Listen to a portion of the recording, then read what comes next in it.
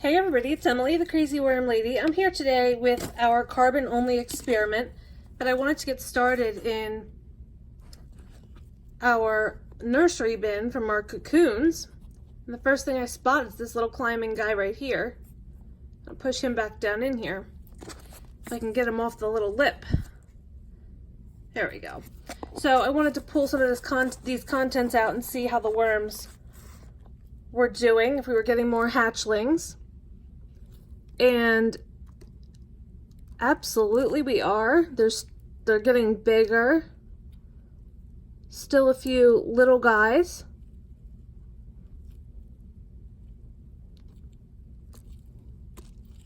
They look nice and healthy. I'm gonna set these guys over here. Hopefully they won't fall through those holes in the lid, but I can pull them off if they do. But I wanted to kind of get a feel for how many we have. That was what, like 6 or so over there. Here's another one. 2, 3.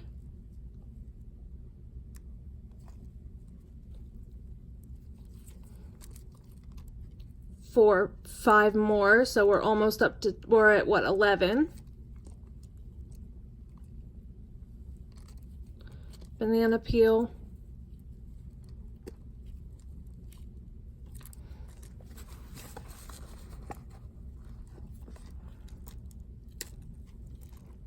$12, 13, making a royal mess over here, but 15, 16, 17, looks like there was one in the bottom, 18,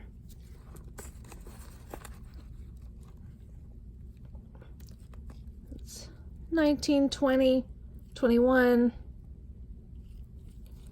So I think we got about 1.5 to 2 per cocoon, which is exactly what we should be getting. It's another one.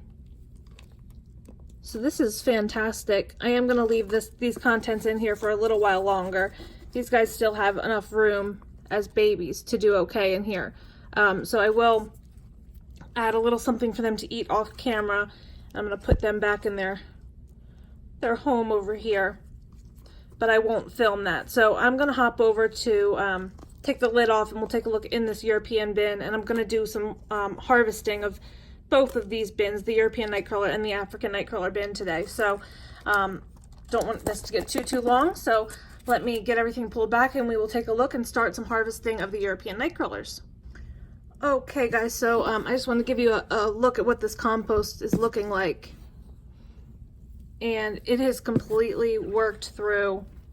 The worms are doing fantastic in here. That's why I thought it would be a good idea to harvest some of this, because first of all, my garden will appreciate it. And second of all, there's plenty of material in here and it's nice and flaky. So I think we won't have any issue getting a nice easy sift out of these guys. So over here is where we have the egg crates, and I expect to see most of our worms down here. And it does appear that they're kind of all over this area. Also has some of that unprocessed newspaper and things like that we added, but they're doing quite well in here. At least I think so. They're really looking nice and healthy. They're getting big. But I just think they could definitely benefit from a lot of fresh bedding. And I'm just going to sift some of these castings out. So any of you who have not seen me harvest before, I have several different methods that I use. But the one that I really like the most, just because I'm impatient to let my worms migrate, is I use this mesh office basket. If I can get this down in here. It is, take my camera off so you can see, just this mesh office basket. And what I do is I fill it with several handfuls of my compost. It's very hard to do one-handed. I should have mounted the camera, but I'm only going to show you a brief part of this, because if your castings are nice and flaky like these are, it's quite quick and simple. So once I add everything in there. I don't add too much at a time because it does get heavy. And I take it over to, I have a mortar tray here, and I just sift. These have nice little handles here, so I can hold those, and I sift the castings, and then I get finished compost down in the bottom. So I'm going to finish doing all the sifting of as much as I can get out of here without disturbing too many worms, and I'll show you what our end result looks like. Okay guys, so seriously less than 15 minutes later, and I have a very full mortar tray filled with compost. So we'll get in here a little bit closer because I want to show you, if my camera will focus, the number of cocoons that I found in here. I haven't started pulling them out, but I will go through and pull some out. Thinking of doing a little side experiment, so I want some cocoons for that, but of course now I'm not able to spot any. There's a few babies, they always make their way through. But the compost, this is just perfect. It's flaky, there's a cocoon there. There's several cocoons. But it's flaky, it's light, perfect to just go straight into the garden, straight into a seed starting mix. This is just excellent. So let's get over to the African night crawlers. We'll do the same thing. I'm first going to pull a few cocoons out of here, and then we'll take it from there. Okay guys, so here's some cocoons I pulled out of the finished compost, and I put them on some very wet newspaper inside a 10-gallon tote. I'm going to do a little side experiment with these guys. I might show it to you guys on and off, but it's not going to be a main update.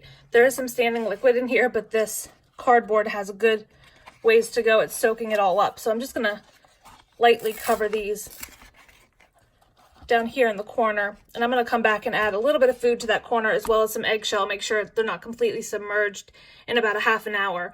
And I'll come back for an update on this sometime next week. But I don't want to spend too much time on this. This is a side experiment, but I did just want to show you what I was doing. And if you're starting some sort of cocoon bin, usually a little bit of food, large chunks of cardboard tend to be a good way to go.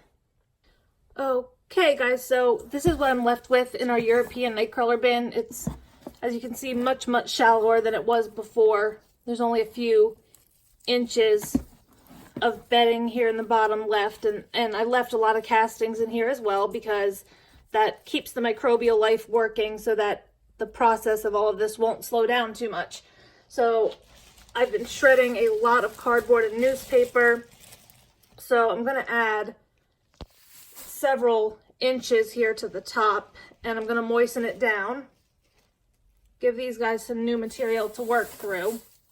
But it really doesn't have to be too deep because worms really only need several inches of living space. It's the surface area that's much more important than the actual depth. So I'm just going to add this layer of, let me bury up these pieces of egg crate. Just a few inches of this drier material to the top. I will moisten the entire thing down and put our cover back on, and I am just going to add some eggshell before I forget, because of course we know the worms have a gizzard and they need grit sources in order to break down the food in their gut. So with that, and then when I add some moisture in here, we'll leave this for another week, leave our cocoon bin for another week, and our brand new cocoon bin. So we'll have a lot to follow up on. But let's hop over now and take a look at the African night crawlers, and we're going to repeat this process and see what we're going to do over there. All right, so here's the African night crawler bin. Going to take off our lid, same deal.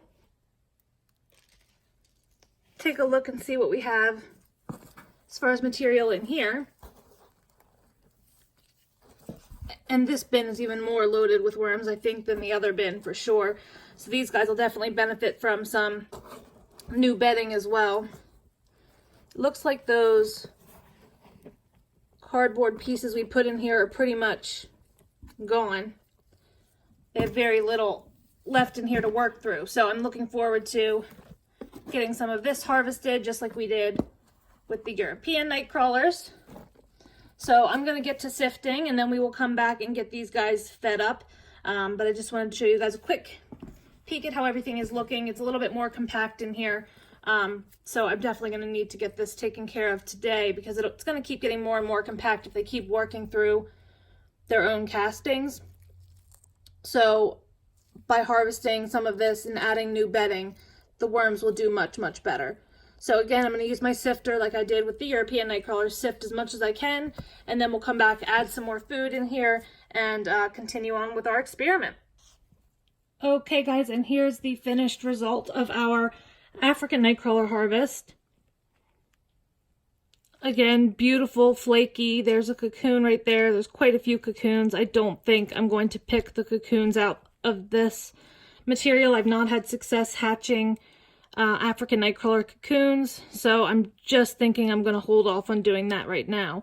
They'll be fine going into my garden, and I'm not too concerned with it. Some people are not a big fan of doing that, but for me, I certainly don't mind, and they'll do great work in the garden. They'll probably die over the winter, but in the summer months, they'll be very happy. So I'm going to just pull a small amount of these castings out. Somebody asked me if the castings from different worms looked different, so I wanted to show you that real quick. We'll feed up the African nightcrawler bin, and then we'll call it a day.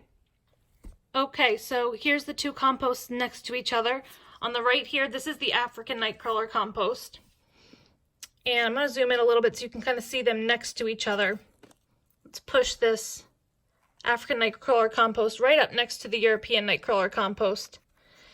And I maybe see a slight difference as far as it's a little bit darker, but the granules are actually a little bit more defined, it looks like to me, in the European nightcrawler.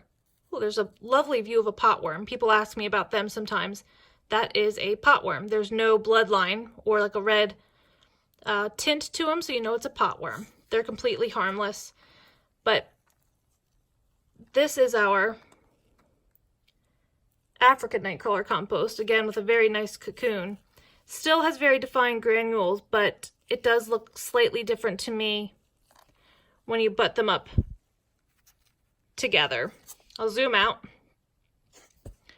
So that's what the two composts look like next to each other. All of my compost goes to the same place, so it doesn't matter to me, but I just figured I would show this to you guys, and I'm going to add this African nightcrawler. These were just coffee filter. I'm going to put this into the bin, and I'll do the same with this to the European nightcrawler bin. Okay, so here is the African nightcrawler bin. Again, I just left like maybe 2 inches of material at the bottom, although most of it is completely processed. There's some fibrous material left over, probably from some coconut core, but I put all of that back in here. But this bin I definitely think has more worms in it. They're just everywhere. I left some pits in here from fruit from their last bin. I left the this is corn cobs, just to show that they will break down in time. The seeds will not, or the pits, but these corn cobs will. So I just put all of this in here. I'm going to do the same thing to this bin that I did to the other bin. I'm just going to put some eggshell in here.